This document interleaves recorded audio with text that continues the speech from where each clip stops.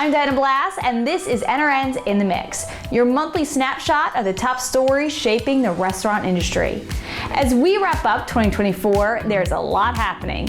New openings, new trends, which means plenty to talk about. Starting with... This is Ron Ruggles, Senior Editor of Nation's Restaurant News, reporting from the new Portillo's Restaurant of the Future in Grapevine, Texas. Known for its Chicago-style hot dogs and Italian beef sandwiches, Portillo's was launched in 1963 by Dick Portillo in Villa Park, Illinois.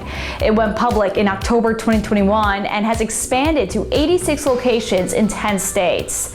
And that expansion has continued here in Texas, this one with a focus on efficiency and modern touches.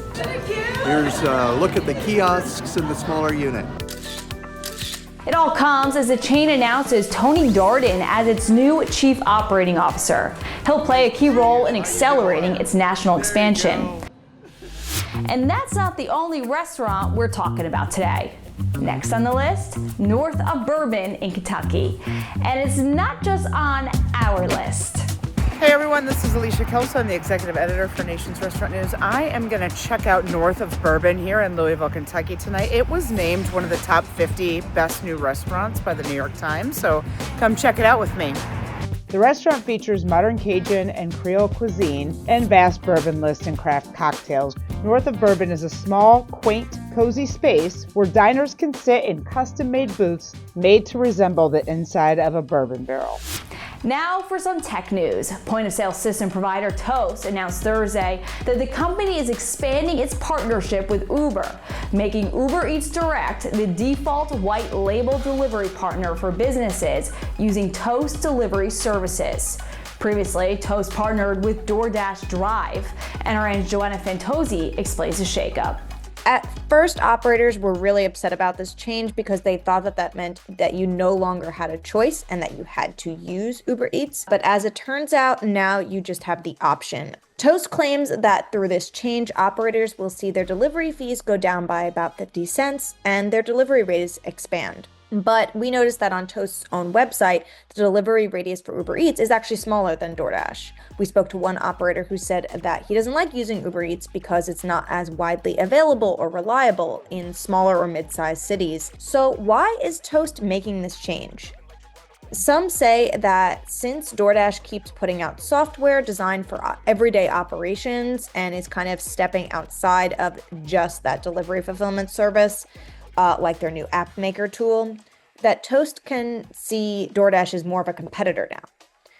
Although this is a really big deal in the restaurant tech world, some operators may not even notice the change.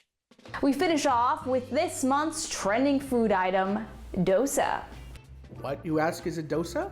Oh, it's a type of high-protein, gluten-free pancake or crepe, or any kind of, batter-based flatbread. But dosas in particular are from southern India, and they are growing in popularity in the United States. In fact, their presence on appetizer menus in particular has grown by 15% over the past year, according to Technomic. Dosas are made from mostly rice, but also a fair amount of lentils, and then fenugreek, which is an interesting spice because it smells kind of like maple syrup, but obviously it has more complex flavors than that. All that is pureed together with water in a batter, and it's fermented for between 4 and 8 hours, depending on the weather and the temperature and the climate, etc.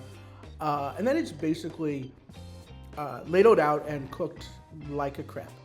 But it's brushed with either clarified butter, or ghee as they call it in India, or coconut oil. So if you wanted to be vegan, obviously use coconut oil, otherwise ghee, or another oil if you want. Traditionally, dosas are filled with spiced smashed potatoes, and they're called masala dosas, but you can fill them with whatever you want.